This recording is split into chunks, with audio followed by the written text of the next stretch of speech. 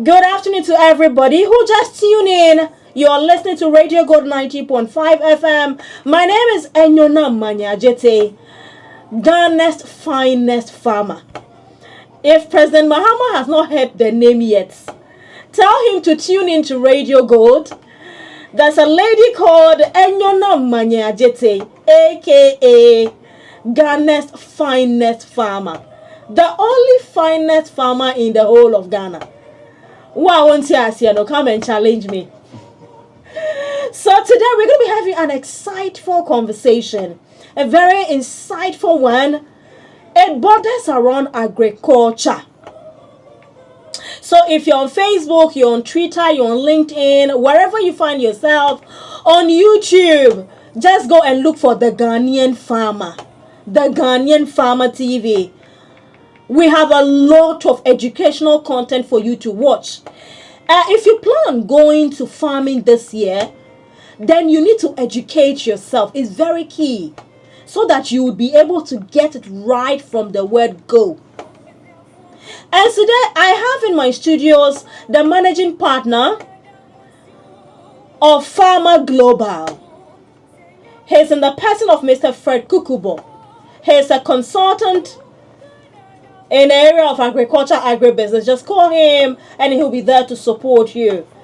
Of course, he's a commercial farmer, a corporate man who diverted, I don't know if you cross over, into full-time agriculture. He does rice farming in the Volta region, and of course, he does some vegetables as well. And so today, he'll be taking us through how to position ourselves, the roadmap, Annie, the roadmap that we need to start the 2025 farming season. It's very important for young people who are going to go into farming for the first time.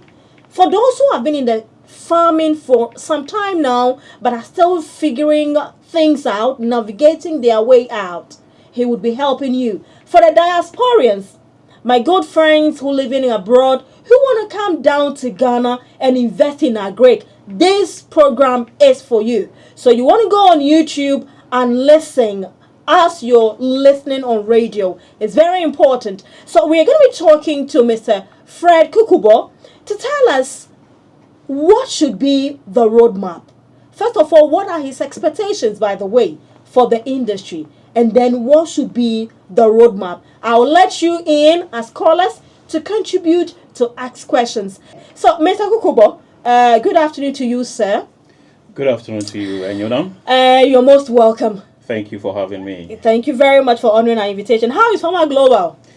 It's doing well. It's pretty cool. I think that, I think that in the world of agriculture or agribusiness, surviving is key. Yeah. I mean, surviving is winning. So, as long as we are still surviving and, producing food for homes and the general population at large, I think we are making quite some good positive strides. Great.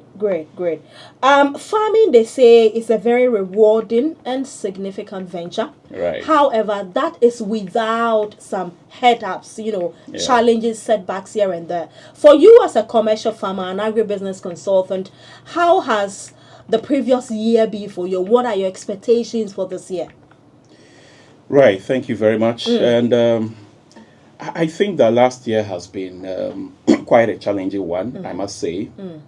I think despite aside the basic challenges that confronts agriculture or general business industry, such as, getting access to finance and then even getting access to inputs as well and the affordability of those inputs, I think there were quite some natural disasters that actually confronted the industry.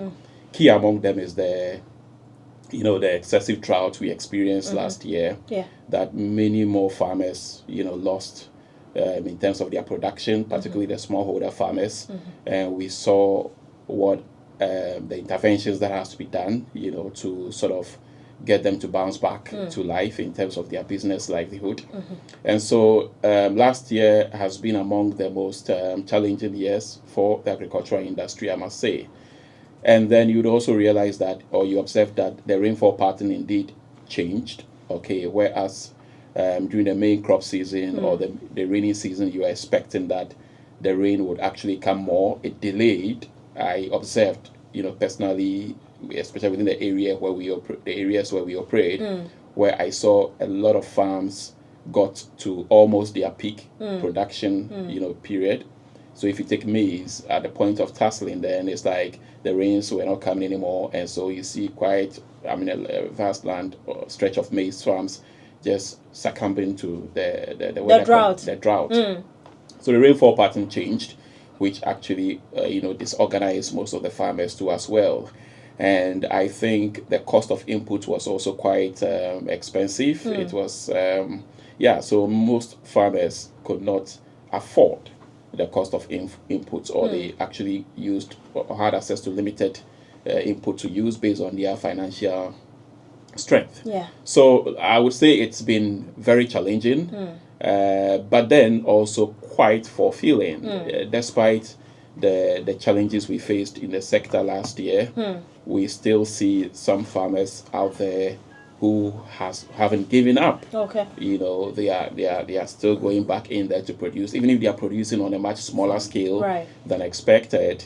I think it's quite encouraging to see, because already the greater percentage of the farmer population, are adults. You get it, meaning that many more younger people are not into that sector, and so it would have been a disaster if the farmers had given up completely based on the shocks we experienced in the sector. So it's been challenging, so to speak, but also quite fulfilling, and we can only hope for the best for this year, trusting that things would work together all good for the general farmer population. Okay. Perhaps with the new wind of government coming up, maybe that wind might turn things around or would seek to improve or reinforce the effort that was done by the outgoing administration, so to speak. So it's been challenging but quite fulfilling, quite fulfilling too as well. Okay, great. A lot of people have great expectations. Yeah. A lot of people, through the continuous education and breakdown of information, the interest has increased to go into farming. The new ones who are coming, those who have already done year 1 going into year 2, and many others who are planning one way or the other to join the value chain. But what should be the roadmap for 2025 for those new ones especially who are looking forward to go into the space? Starting for you as a farmer, what is your roadmap for what you do? Right. So maybe I would look at it, or let me start from the general, farmer population point of view, especially with a new trend of seeing many more young people. There are some few young smart guys who are coming into the industry, and they in fact they are very ambitious. Sometimes there are some of them I call overly ambitious, because sometimes when you listen to them and you want to understand the motive or the mindset for going into farming, I mean, you'll be blown away. So meaning that the expectations are really, really very high. But I mean, to start with, the key thing for me, I would always say, for any person who is looking at going into agribusiness or agriculture this year, they should first of all challenge the assumptions of the sector, irrespective of the crop or the area you want to put your money into, or you want to go into the agribusiness. You need to challenge your assumptions. Very, very important. In other words, you need to do a lot of research. Okay? Don't just make an assumption of the industry, or everyone eats maize, or let's say kenke or banku or fufu, so I want to go into maize production because at the end of the day it will be bought. That is an assumption you are making, right? I mean, it's good to know that, but you need to challenge the assumptions and make further research and widen your scope of engagement with those who are already in the sector to get critical informations that would help you, or critical data that would help you to make a well-informed decision. There's a saying that the devil is always in the details. So if you challenge your assumptions and then you do your research well and wide, then you would get critical data that would help you to make a better decision making. Then when you're able to cross all those check all those pointers, then you can move to the next step. So first of all, challenge your assumption. The second thing I would like to talk about, or I would like to say, has to do with having this mindset of how do you call it? Yes, be ambitious. Yeah. I mean, dream big, but start small. Okay. Okay, there is you can always have more or produce more with less. Back then, or for some of us, when we started, the ambition was there. Okay, of course, where the resources are, you could go all out and go large scale. But it's important that as a startup, as a starter or a startup, young person or farmer who wants to go into this business, you need to start small. Irrespective of the resources, you may have all the monies and all the networks, but please start small, okay, and gradually grow through it. So if you start small, it will be like a pilot. Okay, if your ambition is to do, let's say, 1,000 acres of cassava, you have the money. No, that is not in doubt. Okay, you may also have the market. That is not in doubt. But I tell you what, when you get on the ground, the dynamics are completely different. Right. So if you do not have that experience already, and you now really want to go into it because you may have done your research, like I said, as the first thing to look at, and you have the financial resources, no matter what, if it's 1,000 acres you want to do, just consider starting with just about 10% of the 1,000 acres resources, and let that be a learning point for you. Right. Then you would get to pick up the unique dynamics on the ground.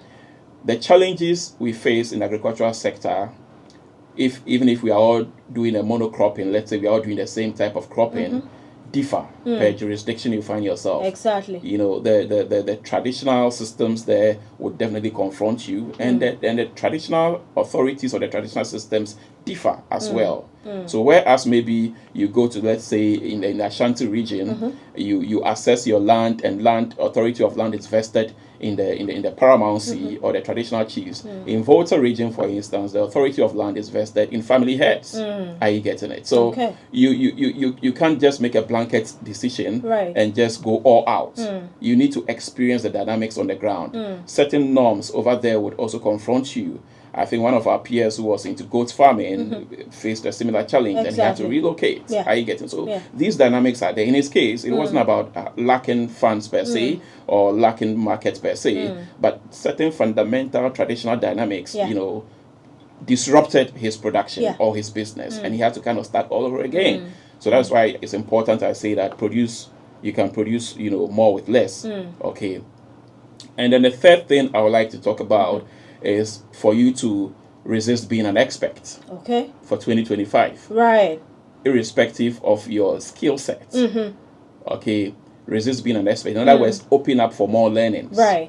Okay. Because if you do that, okay, I'm an agronomist. Yes. Yeah, I read agriculture in school, or I did my internship here, or what have you, or there and there. No matter how much you know, humble yourself based on the unique ecosystem you find yourself, and then pick up more intelligent information that would impact your expertise. Okay. So resist being an expert. Right. It doesn't mean, excuse to say, you should be dumb, be smart. Yeah. Right. But resist being an expert and open up.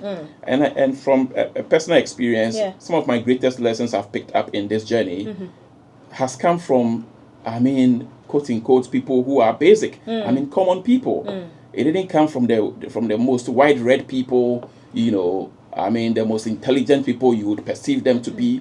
But I spoke with indigenous people who may not have even stepped into schools, right, into the classroom. They didn't go high within the academic ladder. Some of them just went to O-level or primary, and that was it. And these are older people, village folks I spoke with. I got intelligent information from. Right. And it really did help it to impact my journey. So, as I said, the third is that you resist being an expert and open up as much as possible. For me, these are fundamentals you need to know and you need to have. Right. Then, maybe the fourth thing I would like to talk about would be for you to have mastery over the markets where you want to go into. Right. People again make assumptions of the markets. Okay, you need to make sure that at the end of the day whatever production you are going into, Yeah. you have a certain percentage of control over the market. Okay. If you produce or you go into the business, it could be production, it could be processing, it could even be a technology inclusion you are bringing on board.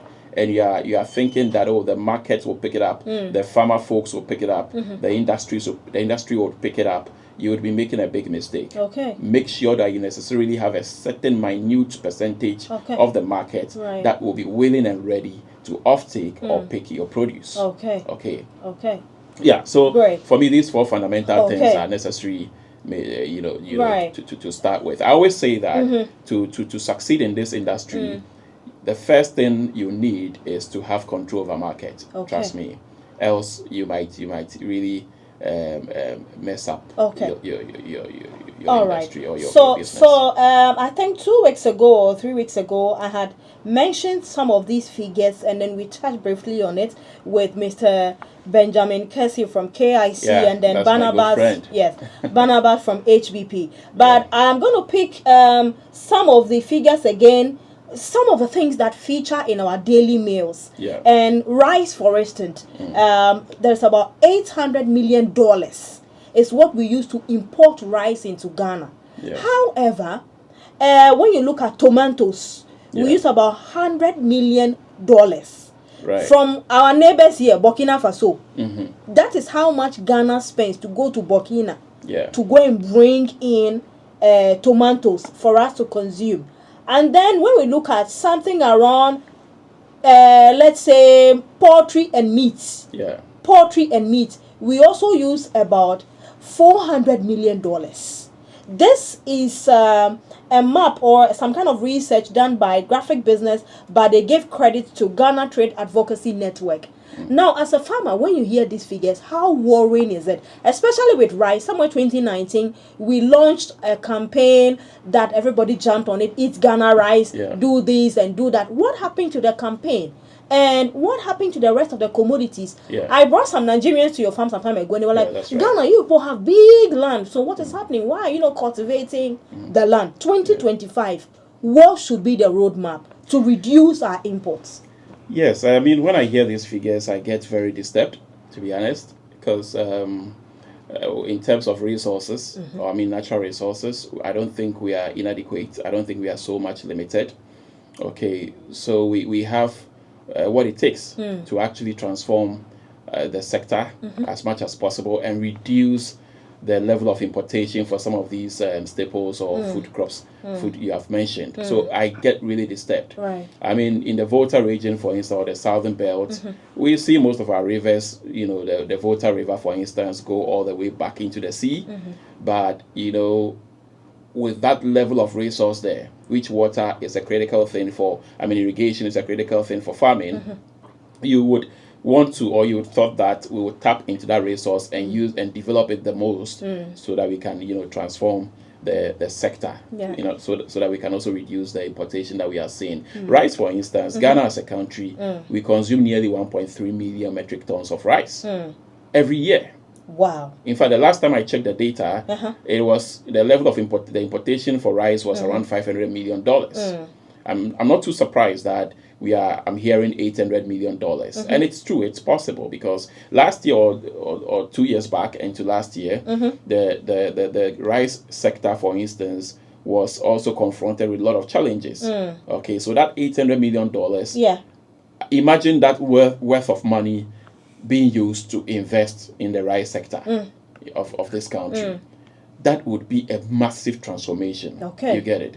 So I think that we need to be very intentional this year. I'm trusting that the incoming administration would pick certain key staples that the country consumes. Ghanaians, we consume a lot of carbohydrates, and rice is key. One of the key, grain we do consume. We eat on daily basis. If you look at the map of Ghana, taking into account the various regions, there is an element of carbohydrate being eaten. Up north, there is a millet, there is a sorghum, and what have you, the maize or the corn, and the rice. So these major staples, we should be able to identify them, select them, and be intentional and develop that value chain so well. Just like we've seen in the advanced countries, Why is China, Vietnam, US being known for, and India being known for, as the major importers or exporters of rice? It's because they were intentional. Okay. Maybe perhaps the way we've done, just like the way we've done it for cocoa, right? So we have a Ghana cocoa board. Yeah. We've been intentional about it. We can do similar models for the staples, the grains. We have the Grain Council, the grain and all that. So we just have to be intentional about that approach as a country. Yeah, I'm talking from the country level, the governmental level, and develop that and develop the infrastructures for massive production. Okay, and I think that such approaches would help to generate a lot of opportunities or employment opportunities for the mass unemployed young people in that sector or in the rural areas. So imagine that we are damming most parts of Volta region. Right. The Volta Basin, for instance. The Central Tongue, the North Tongue, the Tongue area. Was it last year or 2 years ago when the dam spillage caused so much devastation to date? We are still feeling the pains of it. So imagine that spillage has been developed such that even from up north, the white Volta, the black Volta, all ends up into the Volta Lake. Are you getting it? So from up north to the middle belt to where all these lakes and these rivers get to, we could be damming it. If you go to the deal, that's what we see. Right. I was in Asia some time back, right? And then I traveled for nearly, I traveled for nearly 12-hour journey, traveling from one city to the other, specifically in Indonesia some time back. And if you move from a city called Jakarta, which is their capital, to another big city called Makassar, look, you would see that the government of Indonesia has been very intentional about rice production. Okay. They have dammed all that journey. You will see the canal systems well laid out. You see, so when you do it that way as a government, then the local people, the people will begin to now find value for now going into farming. Are you getting it? And we need to consider doing something like that until such infrastructures are put down, are done intentionally. Okay, for the benefit of the bigger population, particularly our rural folks where these tributaries or the canal systems could be done, it will generate self-initiatives. Okay, if you go to other European countries like Amsterdam, the Netherlands, and all, we go there, we see what they do. They are being very intentional with their infrastructure development. So for me, from the governmental level, we need to focus, the incoming government need to really focus on improving the infrastructure system as far as irrigation is concerned. I'm happy the incoming president has also mentioned about agribusiness. We are looking forward to that, and where he's looking at setting up more like a service center, where mechanization will take, these are brilliant ideas. The challenge we've had as a country has always been implementation and getting the right skill set of people to actually manage these kind of innovative, creative ideas. Some of these things we hear our politicians say, it's not like they are new. Most development partners have implemented projects that they have done a lot of work, and they have success stories. So government could connect with most of the development agencies and those of us in the private sector who are on the ground, who have something to prove, to show. If you call on us, we'll be happy to share ideas and support as to how this could be managed well and better for the bigger population or for the general good of the economy. Now, if you move from the governmental level to the individual or to the entrepreneur, what you also need to do, for me, is that you need to as well, what I call, you need to identify the key resources you will need for this year. Okay. One key thing that I think we need to accept and understand that agriculture can no longer be successful, especially for those going into production, without irrigation. Because the dynamics have changed. Whoever thought that at this time of the year you would even expect rain to come? You get it? Hello, we are in January. But somewhere last week there were some pockets of rain going on. I went to Ayenswan. I was coming back and the whole place was flooded. And some part of Volta region it rained. In Sotakope, for instance, last week it rained heavily in some part of that area. Are you getting it? So the dynamics are changing. So if you really want to be successful this year, especially if you're looking at going into production, you need to think about irrigation. Irrigation is not only having access to a dam or a river. You can build your own irrigation system in a more smart way that is environmentally friendly, clean energy systems Okay. that you could still get your irrigation system Great. from. So I think you are already zooming into what I wanted to touch on, which is setting achievable goals. Right. We've looked at your overview of last year. We've looked at the expectation. We've talked about the roadmap. Now we need to look at achievable goals. Yeah. So this is still the Ghanaian Farm on Radio Gold 90.5. My name is Enyonam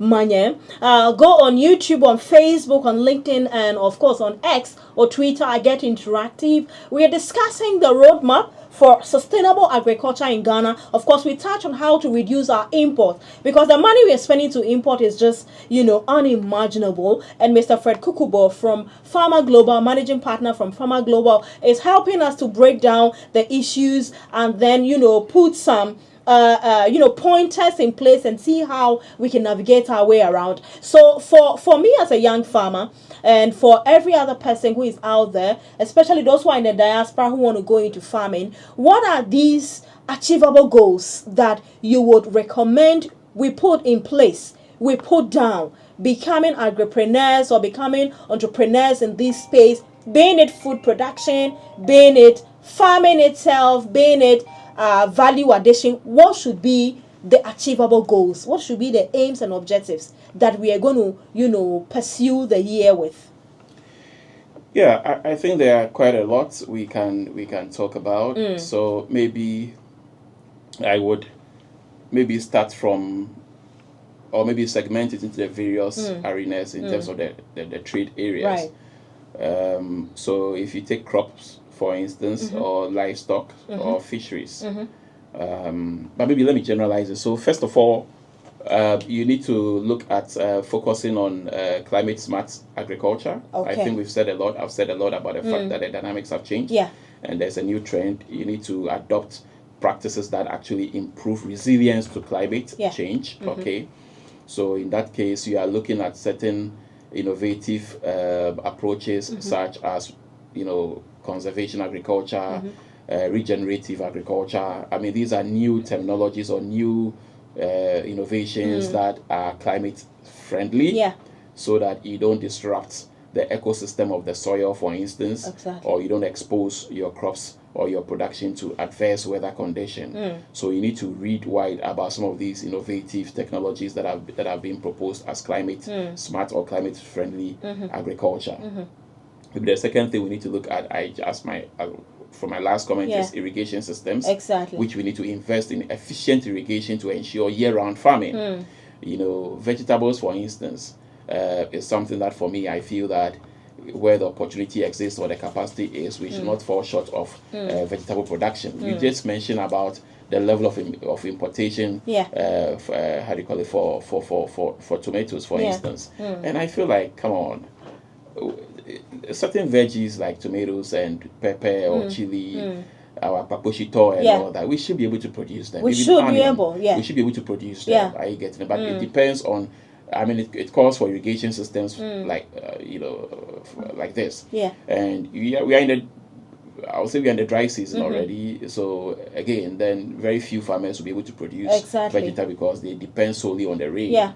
Okay, so we need to have smart systems in place as far as irrigation is concerned. And then soil health. Soil health is one area that many farmers overlook.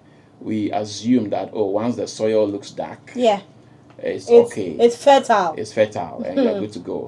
But back then, in my first degree, back in college, I had a very interesting lecturer who always would say that, hey, guys, a productive soil is not necessarily a fertile soil. Okay. Are you getting it? If you study that concept, it means that you need to understand the soil structure, the soil texture. Do some tests. Okay, on the soil, so that you are doubly sure of the nutrient holding capacity of the soil, and of course how the water holding capacity of the soil would look like. So soil health is very important. Also, crop variety, improved crop varieties. Okay. Using high yielding and resilient crop types. Most of our farmers, or most often than not, we like doing second or third generation production, meaning that we are falling on our first generation seed, harvest to replant and all that. All these is impacting negatively on yield. Okay. And then once yield is impacted negatively, it means your revenue will be impacted as well. And then you're going back to ground zero. You see the start, we have to talk about it well. Back in the days, my father, the maize they harvest, they will keep some. And then the next season, they will plant. They will still have bumper, yield, and then replant it. By this day and age, this new generation farmers, you will see that don't replant the old seed. Go and buy another one. We would have to go proper into that. Exactly. Look at the pros and cons, the disadvantage and the advantage of yes, that. Exactly. Exactly. Most of our research stations, anytime I get a platform like this, I talk about research stations, CRI, SARI, CSIR. They've done fantastic jobs. They've done recently, I think, was it CSIR and one of the research stations introduced a new cassava variety, that you can get yellow. Yes, cassava, yes. University of Cape Coast and then UCC. These are really good ideas. But the question is, how is research being placed at the doorstep of farmers? Right. There's a gap. There's a gap in communicating. And secondly, also the affordability of some of our local seeds. Okay. So it's one thing to have accessibility to a particular resource, and it's another thing altogether to have to be able to afford. Okay. It's like seeing a very beautiful house and you're like, Charlie, I rent or a car. Maybe Tesla. You've seen it, but can you afford it? It's a question of That's the question. All right, so folks, that's Mr. Fred Kukubor. This is the Ghanaian farmer. I'm going for a quick breather. When I come back, you can also get into the conversation. So, Mr. Fred, you were mentioning some of the goals that we need to put in place before the season itself start. You've mentioned a couple of them. Hello? Hello. Good afternoon. Good afternoon. My name is John. Yes, John, let's hear from you. We heard of the program. I want to connect, and even today I'm late, but I've just catch a little bit where trying to talk about don't rely on rain-fed agriculture, but then you should do irrigation. My question is the borehole. Sometimes you drill the borehole and the water is short. How do you go about that? Because it's capital intensive. I know. The land, but then still we drill, and that is what we get. Okay. Thank you very much. We would answer that for you. Our time is almost up, but I need you to round up the conversation. Right. I need you to put, bring some conclusion to it. That in the year 2025, for everybody who wants to go into farming, for those who are already in that space, the little secret that has kept Farmer Global in the business up until now, what would that be?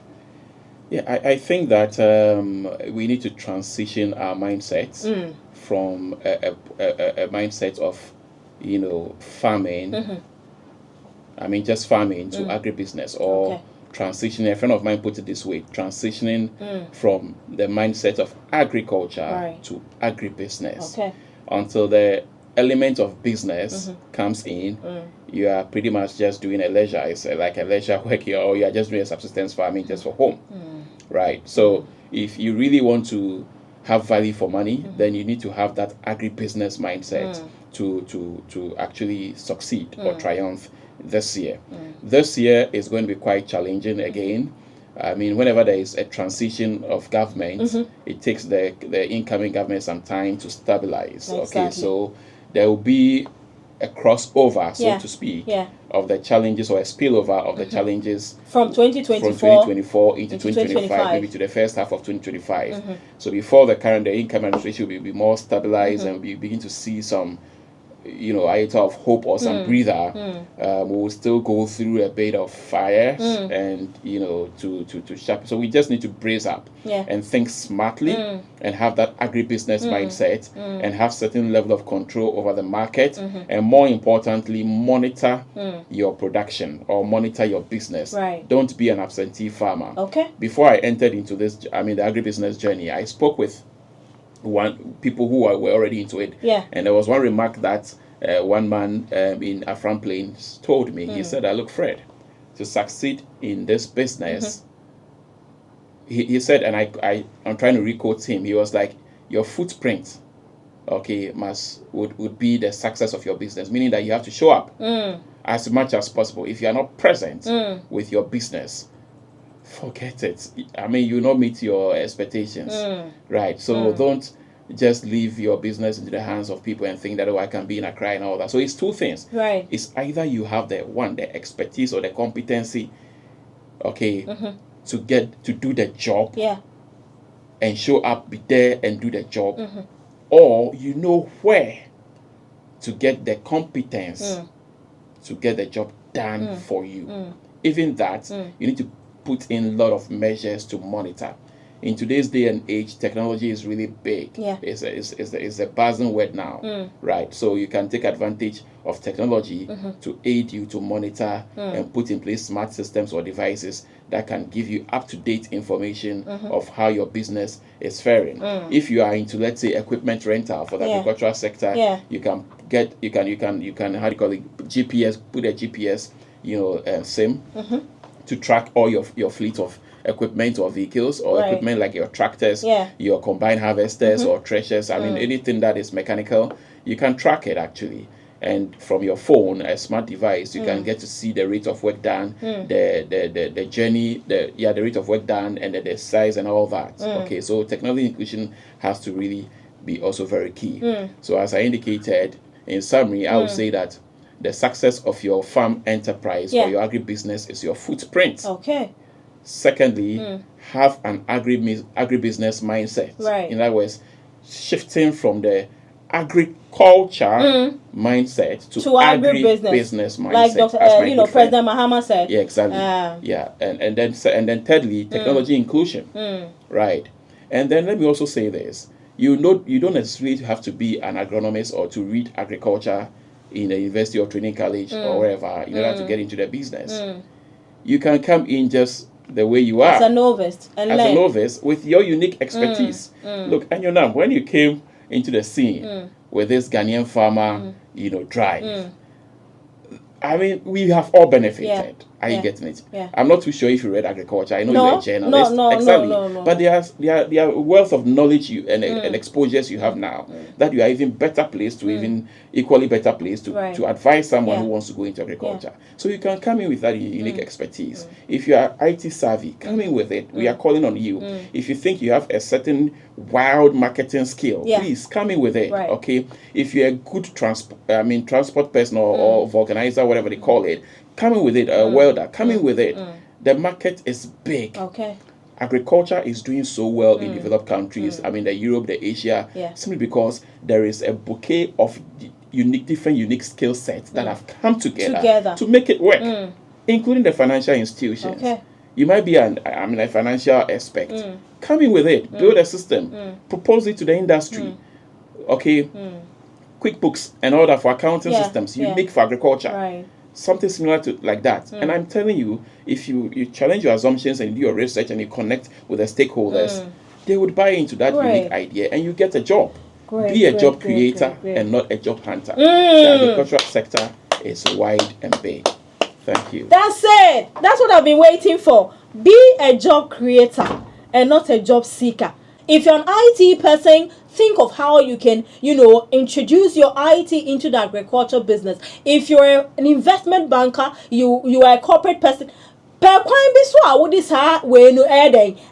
because agriculture is not for the uneducated. Agric enya nkrofo enya hiafo dia enenye emrewafo ne nkokrafo eye mmebunu te say yen ene ebeye akwadwumo no amana yeye. This is the Ghanaian farmer. My name is Enyona Manye. When you see me in town, call me Ghana's finest farmer. Today, I had the privilege of having a conversation with the managing partner of Farmer Global. He's in the person of Mr. Fred Kukubor. He's an agribusiness consultant. And if you want to go into farming, go to LinkedIn, Twitter, all the places you see Farmer Global. And I type in Fred Kukubor. Ubehunu woho na enini din komo obebo kama na ejuma na eden akwenim na ye kama. And you can go on YouTube and also join us. Please answer na mekono Ghanaian farmer ye sponsorship, ye partnership, bankers, food companies,